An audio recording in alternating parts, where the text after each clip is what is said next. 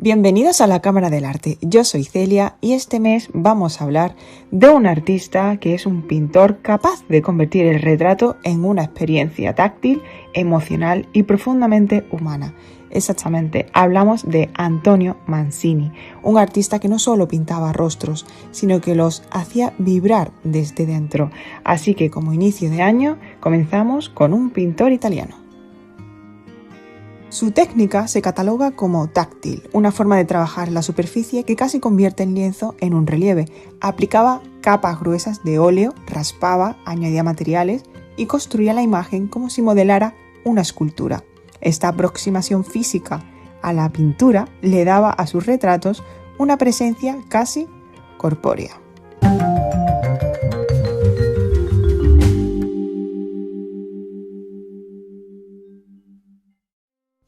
El 14 de noviembre de 1852 en Roma nace Mancini. En el seno de una familia humilde, su padre Paolo Mancini era un sastre de origen modesto y su madre Domenica Cinti procedía también de un entorno trabajador.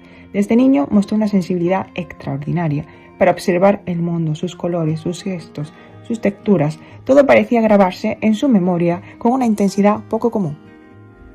Un pintor muy modesto y observador que se convirtió en una figura clave del verismo italiano, un movimiento que buscaba representar la realidad sin idealizaciones, especialmente la vida de los más humildes, niños pobres, jóvenes artistas callejeros, músicos y personajes marginales que él observaba en las calles de Nápoles. A los 12 años, un hecho decisivo marcó su destino. Fue admitido en el Instituto de Bellas Artes de Nápoles, una admisión excepcional para alguien tan joven. Allí estudió con dos maestros fundamentales: Domenico Morelli, conocido por su dramatismo y su uso del claroscuro dentro de las pinturas, vemos aquí un claro ejemplo, y Filippo Palixi, un pintor atento al naturalismo y al detalle. Bajo su guía, Mancini se desarrolló con una rapidez sorprendente y sobre todo de este último cogió ese carácter de vitalidad y de humildad a la hora de pintar a los personajes. Ese movimiento de los personajes en escenas cotidianas, ese detalle en toda la parte de la naturaleza, los árboles y las nubes, da ese carácter de humildad que veremos más adelante en sus retratos. En 1872, con apenas 20 años, ya exponía en el Salón de París, uno de los escenarios artísticos más prestigiosos de Europa. Su talento llamó la atención entre críticos y marchantes por esos contrastes de color al principio en sus primeros cuadros, y durante los años siguientes viajó entre Italia y Francia, donde incluso firmó un contrato con la influyente casa Giuppilli & Company, y a partir de aquí hacia arriba totalmente su carrera artística.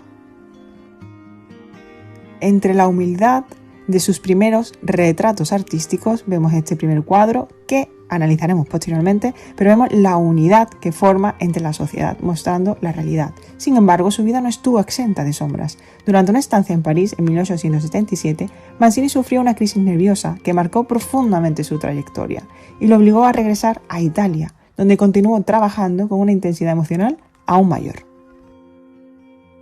Su técnica artística se define en una pincelada táctil. No se limitaba a aplicar color, lo depositaba, lo empujaba, lo levantaba, y son superficies pictóricas que tienen volumen, textura y vibración, por esa técnica táctil.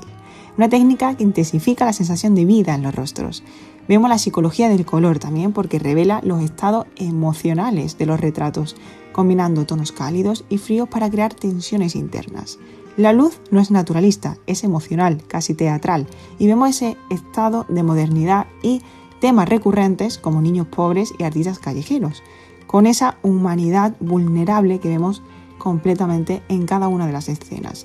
Pero su modernidad nace de la intensidad psicológica, y su obra influyó en artistas como John Singer Sargent, quien lo admiraba profundamente. Como hemos visto, no buscaba la luz exterior, sino la luz interior del personaje. Esos retratos que vamos a ver casi teatrales. Su primera fase artística puede ser descrita como la mirada hacia la calle, la infancia pobre y la verdad sin adornos. En sus primeros años, Mancini se convierte en un cronista de la vida humilde, niños pobres, músicos callejeros, figuras que observan en las calles de Nápoles y que transforma en protagonistas, en una pintura honesta y profundamente humana. Y entre sus primeras obras artísticas vemos este pequeño sacerdote de 1870. Vemos que utiliza una pincelada aún más contenida, trabaja con capas finas, y el niño vestido de sacerdote no es un símbolo religioso, sino social. Representa la fragilidad de la infancia. El seminarista encarna la tensión entre vocación y obligación. Mancini retrata al niño no como figura religiosa, sino como individuo atrapado entre sus expectativas sociales y su propia vulnerabilidad. El color es más vibrante, aunque aún controlado. El estudio es un autorretrato indirecto. Las pinceladas se vuelven más libres, especialmente los objetos del taller. Se aprecia un interés creciente por la materialidad de la pintura, y donde vemos objetos como pinceles, telas o muebles hablan de su propia identidad y de su lucha por abrirse camino. La luz crea un contraste suave que acentúa la intimidad del momento. La pincelada se vuelve más táctil, la tela y los rostros muestran un empaste más grueso, anticipando su estilo maduro. El color adquiere también una vibración emocional. El almendro es símbolo de renacimiento y esperanza. En manos de Mancini se convierte en metáfora de la juventud y de la belleza efímera. Los pétalos se construyen con toques rápidos y vibrantes, casi impresionistas, y la obra con diagonales suaves guían la mirada hacia el ramo. La obra está construida en torno a un eje diagonal que aporta dinamismo. La figura se agrupa en la parte superior en un espacio estrecho donde están todas las maletas, reforzando la sensación de esfuerzo y tensión cotidiana. Segunda fase, donde la crisis, la experimentación y la técnica táctil va a estar muy presente, porque sí, se define como el periodo más intenso, emocional y revolucionario de Mancini. Tras su crisis en París, Mancini regresa a Italia con una sensibilidad transformada. Su pintura se vuelve más física, más tensa, más emocional. Es aquí donde nace su técnica táctil, capas gruesas, raspados, texturas que casi pueden tocarse. Y de hecho, las primeras obras artísticas se pueden definir como una superficie que es vibrante. Aquí vemos una pincelada nerviosa, casi temblorosa, es un autorretrato psicológico. Mancini se muestra vulnerable, roto, introspectivo, no busca belleza, sino verdad emocional. La niña sostiene un libro, símbolo de aprendizaje, y una pequeña virgen, símbolo de protección y fe. Es una imagen de inocencia espiritual, pero también de responsabilidad temprana.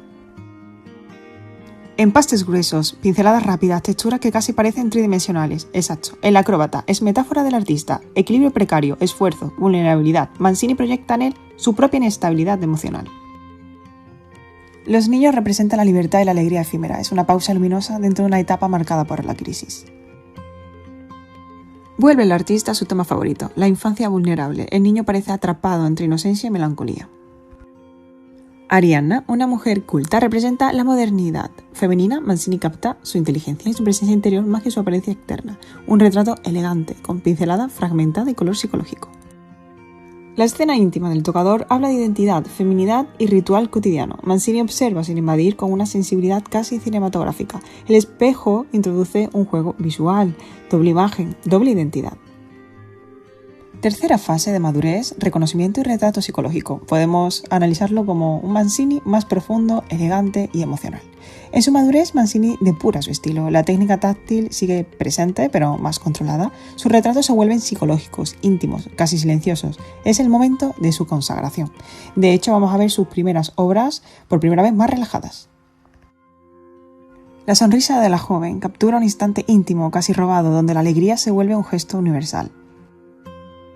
Pincelada vibrante, con empastes en zonas claves, como las manos y el instrumento. La luz se fragmenta en pequeñas manchas de color que sugieren movimiento sonoro.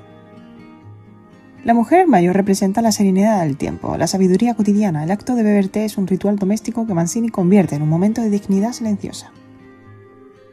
Este retrato es un homenaje íntimo. El padre aparece con dignidad, serenidad y una presencia casi espiritual. Es un diálogo silencioso entre hijo y padre.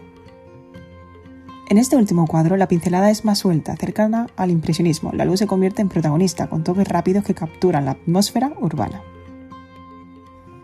Antonio Mancini fue mucho más que un pintor, fue un buscador incansable de la verdad humana. En cada rostro que retrató, en cada textura que levantó con sus dedos y pinceles, dejó una huella de vida que aún hoy palpita. Su obra no se mira, se siente, se escucha, se respira. En un tiempo en el que la pintura buscaba definirse entre academias y revoluciones, Mancini eligió un camino propio, íntimo, casi secreto. No pintaba la luz exterior, sino lo que nace dentro de cada persona. No describía la piel, la tocaba, no representaba la emoción, la hacía vibrar en la superficie del lienzo. Mancini nos enseñó que la pintura puede ser un espejo, pero también una herida, un refugio, pero también un grito. Así cerramos este viaje por la vida y la obra de Antonio Mancini, un artista que convirtió el retrato en un acto de revelación. Su legado sigue vivo, latiendo en cada trazo, en cada mirada, en cada textura que nos invita a acercarnos un poco más y a sentir. Mil gracias por llegar hasta aquí, porque Antonio Mancini fue un pintor que no solo representó la realidad, sino que la tocó con la misma intensidad con la que tocó su propia alma. ¿Qué te ha parecido su obra? Cuéntame por comentarios y hasta la próxima.